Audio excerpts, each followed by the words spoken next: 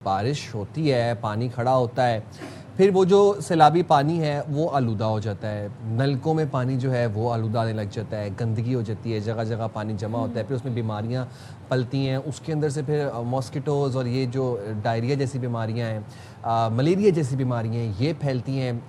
Food poisoning बहुत होती है लोगों को इस मौसम के अंदर, क्योंकि ऑब्वियसली बहुत से लोग हैं जो लाइन का पानी इस्तेमाल करते हैं। इन्फेक्शंस, वायरल, बहुत कुछ है। ये बीमारियां बच्चों या बुजुर्गों तक महदूद नहीं, क्योंकि उनकी इम्यूनिटी कम होती है, बल्कि हर उम्र के अफराद को मुतासर करती हैं। जिनकी इम्यूनिटी कम होती है उनके लिए खुदा न खासा जानलेवा भी साबित हो सकती है। तो भाई क्या किया जाए इस चीज़ के लिए ज़रा बात कर लेते हैं। हमने बुलाया है doctor Waqas Khan, emergency physician हमारे साथ मौजूद हैं। Thank you so much doctor साहब, बहुत शुक्रिया।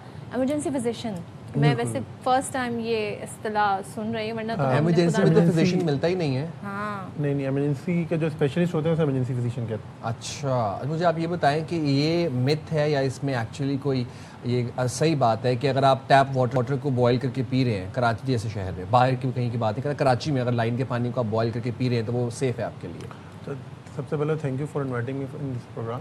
अच्छा देखिए, मानसून सबको खुशगवार लगता है, लेकिन जब उसके हम साइड इफ़ेक्ट देखते हैं तो फिर हम डर जाते हैं, जैसे आपने बात करी। तो अगर हम सबसे पहले ड्रिंकिंग वाटर की बात करें तो बारिश का पानी अगर हम बात करें तो पीने के लायक नहीं होता। अच्छा। आप अगर उसको यूज़ करना चाहते हो तो boiling is a good method, लेकिन कोशिश करके आप जो स्टैंडर्ड वाटर ड्रिंकिंग का होता है वो आप इस्तेमाल करो। ऐसा पानी जो कि बारिश के जरिए आया हुआ है, आप उसको ना इस्तेमाल करो। नलकों का पानी इस्तेमाल कर सकते हैं जब बॉयल करके। नलकों का पानी बॉयल करके बिल्कुल इस्तेमाल कर सकते हैं, लेकिन आजकल जो सिस्टम है reverse osmosis RO plant, this is very good. अब वो वाला पानी इस्तेमाल करना चाहिए। अच्छा, ये थोड़ा सा हमें बताएं कि फिर इतनी बीमारियां क्यों फैल रही हैं? अगर हम पानी को फ़र्ज़ करें हमने बॉयल करके भी पी लिया है, मिनरल वाटर पी रहे हैं, बट स्टिल लोग बीमार हो रहे हैं, तो उसकी और क्या फैक्टर्स हैं? अच्छा देखिए, जैसे बारिश मानसून की बारिशें हुई, अब वो बारिश का पानी जो है वो हमारे ड्रिंकिंग वाटर जो हमारे डैम वगैरह हैं उसमें मिल जाता है। अब वो गर्द आलूद हो जाता है ना। अब जो हमारे लो सोशो इकनॉमिक जो है तबके के लोग हैं वो उसी पानी को फिर यूज़ करते हैं, उससे फिर उनको डायरिया होता है, टाइफाइड जैसी बीमारी होती है। फिर वो मानसून का जो पानी है वो जगह जगह रुक जाता है, उसमें जो है ना मॉस्किटो की जो है ना रिप्रोडक्शन होती है। उससे क्या होता है कि फिर पूरी सीरीज़ जो स्टार्ट हो जाती है, जिसमें हमारे पास डेंगू है, टाइफाइड है, चिकनगुनिया जैसी बीमारी है, लेप्टोस्पायरोसिस है। फिर ये वो बीमारियां होती हैं कि फिर उसका सिलसिला इस मानसून के सीज़न में शुरू हो जाता है। अच्छा, परसों डॉक्टर साहब हम हेपेटाइटिस वर्ल्ड हेपेटाइटिस डे के हवाले से अवेयरनेस स्प्रेड कर रहे थे। पानी और हेपेटाइटिस का क्या कोरिलेशन है आपस में? अच्छा देखिए, ये जो ड्रिंकिंग वाटर हम यूज़ कर रहे हैं बारिश का, ये गर्द आलूद हो जाता है ना।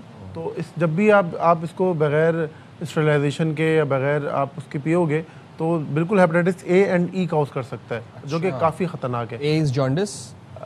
हेपेटाइटिस की जो सिम्टम होता है वो जॉन्डिस होता है बेसिकली। इसमें जो कैटेगरी है वो जो कि ड्रिंकिंग वाटर की वजह से होता है, जो ख़राब पानी पीने की वजह से होता है, वो हेपेटाइटिस ए एंड ई होता है। और ये जो है वो आगे स्प्रेड भी हो सकता है? बिल्कुल हो सकता है। हेपेटाइटिस ए बहुत ज़्यादा कॉमन है बच्चों में, और हेपेटाइटिस ई भी बहुत कॉमन है बच्चों में, और प्रेग्नेंट फीमेल्स में भी बहुत कॉमन है। अच्छा, बहुत ज़्यादा स्टमक इश्यूज़ होते हैं इस सीज़न में लोगों को, बच्चों को, बुज़ुर्गों को, इवन एडल्ट्स को भी, डायरिया और ऐसी चीज़ें। तो खाने पीने के अलावा खाने की चीज़ों में हम क्या एहतियात कर सकते हैं? अच्छा देखिए, सबसे पहले तो हम ये एहतियात करें कि पानी को हम सही से इस्तेमाल करें। पानी को हम कम से कम बॉयल कर लें। अगर हम आरओ प्लांट नहीं यूज़ कर सकते तो हम पानी को बॉयल कर लें। इसके अलावा इस मौसम में हम जो बाहर की चीज़ें अक्सर लोग पसंद करते हैं, भाई छोले चाट खा लेते हैं या समोसे खा लेते हैं, पकोड़े खा लेते हैं बारिश का सुन के, क्योंकि अब जाहिर सी बात है वो जो पकोड़े बने होंगे वो भी उन्होंने इसी तरह बनाए होंगे, वो नॉर्मल पानी यूज़ किया होगा। चाट में जो चटनी चाट, है, बिल्कुल पानी चटनी, कौन सा इस्तेमाल किया होगा? तो उसको अगर हम रोक लें इस सीज़न में तो हमें जो है ना डायरिया नहीं होगा, लूज मोशन नहीं होंगे, पेट की बीमारियां नहीं होंगी, तो उससे हम काफ़ी हद तक बच सकते हैं। ठीक है। मोस्ट कॉमन लोग क्या प्रॉब्लम लेकर आते हैं अक्सर बेशतर पेशेंट? अच्छा, मानसून के बाद जो अक्सर लोग आते हैं, तेज़ बुखार, जिस्म में दर्द, आँखों के पीछे दर्द और उल्टी मतली। सबसे कॉमन जो बीमारी है वो हमारे पास डेंगू कहलाती है। फिर इसमें मलेरिया आ जाता है और चिकनगुनिया जैसी बीमारियां आ जाती हैं। अगर आपको मानसून के सीज़न में तेज़ बुखार हो रहा है, जिस्म में दर्द हो रहा है, आपको जो है ना आँखों के पीछे दर्द हो रहा है, या आपके जिस्म में ऐसे दाने बन रहे हैं, तो आप इसको बिल्कुल भी नॉन सीरियस ना लें, आप इसको सीरियस लें। तेज़ बुखार कितना तेज़? ऐसा बुखार देखिए, मानसून में बुखार होना is not simple, this is very clear. अगर मानसून की सीज़न में आपको बुखार हो रहा है, आपको सीरियस होना होगा, आप अपने टेस्ट करवाएं, डॉक्टर को दिखाएं। और मैं ज़रा जानना आपसे ये भी चाह रहा हूँ कि उसके लिए कुछ हम एहतियाती तदाबीर तो आपने बता दी हमें, लेकिन इनिशियल अगर हम रेगुलरली अपने चेकअप्स करवाते हैं, कौन से टेस्ट जो हैं वो हम अपने चेकअप्स के अंदर इंक्लूड करें? देखिए, अगर आप एक नॉर्मली टेस्ट कराना चाह रहे हैं तो बेसलाइंस करवा लें। बेसलाइंस में हमारे पास CBC, UCs, यूरिन DR वगैरह आ जाता है, LFTs आ जाती हैं, तो उससे हमारे पास पूरा एक कंप्लीट पैनल आ जाता है, जिससे हम बीमारियों को तशखीस में आसानी हो जाती है। और मॉस्किटोज, ये जो अब आप देखते हैं कि डेंगू की बहुत शिकायत आती है, डेंगू के बहुत पेशेंट्स आते हैं, इससे बचने के लिए अब क्या करें? जो लोग घरों में रह रहे हैं वो क्या करें? मॉस्किटो रिपेलेंट्स इस्तेमाल करें, नेट्स में सोएं? देखिए, सबसे पहले तो ये कि मॉस्किटो की हम अफजाइश रोकें। वो तो एक नेशनल प्रोग्राम है कि आप उसकी जो है ना पानी को खड़े ना रहने दें, आप मॉस्किटो रिपेलेंट यूज़ करें। इसके अलावा हमारे एक और भी अलमिया ये है कि जब हमारे पास कोई ऐसा सिस्टम आता है, जैसे अक्सर धुआंदार गाड़ी आती हैं, तो हमारे जो इलाके के जो बुज़ुर्ग होते हैं बोलते हैं हमारे एरिया में स्प्रे नहीं करो। This is very wrong. आप उनको करने दें। कम से कम जो हमारी गवर्नमेंट हमें सप्लाई कर रही है उसको तो आप एक लेवल पे जो एस्थमेटिक पेशेंट्स हैं मेरे जैसे, अब वो क्या करेंगे उस धुएं? लेकिन देखें, आप उस टाइम पे आप घर के अंदर जा सकती हैं। सही है, कम से कम आप अपने आप को बचाने के लिए आप पूरी कम्युनिटी को जो है ना वो नुकसान पहुंचा रहे हो। तो ये भी चीज़ें हमने नोट करी हैं कि भाई एक मखसूस एरिया में गाड़ी गई क्या नाम है स्प्रे करने, तो वहाँ के बड़े लोगों ने रोक दिया कि भाई हमारे एरिया में नहीं होगा। ठीक है, तो एक तो मेगा लेवल पे हम इस चीज़ को प्रिवेंट कर सकते हैं। इसके अलावा अगर हम घर पे बात करें तो हम लॉन्ग स्लीव्स के कपड़े पहन सकते हैं, मॉस्किटो रेपेलेंट यूज़ कर सकते हैं।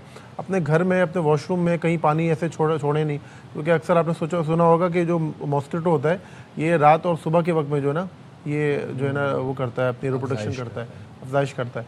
तो हम अपने घर में बाल्टियों में, जगहों में और ग्लासेस में पानी जो है ना उसको साफ पानी में साफ पानी में बिल्कुल ना रखें।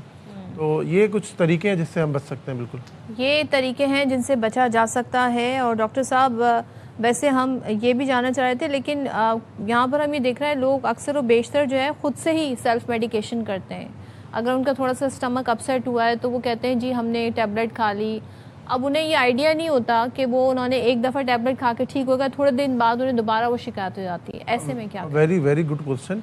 देखिए, इस मौसम में, मानसून के मौसम में ख़ास तौर पर अगर बुखार हो रहा है, तेज़ बुखार हो रहा है और जिसम में दर्द हो रहा है, तो जो आपके पास over the counter medicine available है, जैसे ब्रूफिन है और एनसेड्स ख़ास तौर पे जो आपके पास मौजूद है, वो आप हरगिज़ ना लें, क्योंकि अगर ये डेंगू हुआ तो ये एनसेड जो है ना आपके लिए जानलेवा साबित हो सकता है। एनसेड क्या करता है कि आपके जो प्लेटलेट ऑलरेडी कम हो रहे हैं डेंगू और मलेरिया की वजह से, वो उसको और डैमेज कर देता है।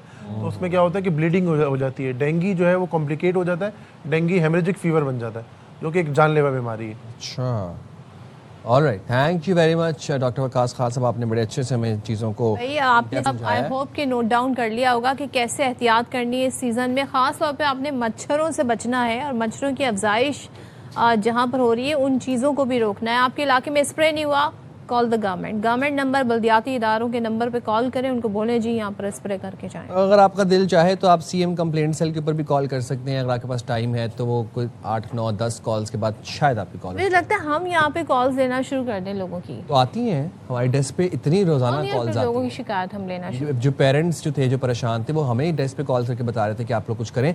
अच्छा, मैं आपको ये भी बता दूं कि कराची जैसे शहर में जहाँ पे आपको पता है कि पानी की किल्लत है और पानी हमें बड़े सोच समझ के इस्तेमाल करना पड़ता है, हम पानी को सेफ भी पानी आपको मिल भी रखते हैं। हाँ, तो उसमें आप क्या करें, अगर आपने घर में कहीं पे पानी रखा हुआ है, आपने उससे कोई क्लीनिंग करनी है, घर में किसी बाल्टी में रखा हुआ है, तो आप थोड़ा सा ऑयल उसमें ऐड कर दें, क्योंकि जब ऑयल की सतह आ जाती है पानी की बाल्टी के ऊपर तो फिर उसमें मच्छरों की अफजाइश नहीं होती है। मैंने लास्ट ईयर ही सीखा था मानसून। क्या बात है भाई, आपने अच्छी बात सीखी और अच्छी बात लोगों तक पहुंचाई है।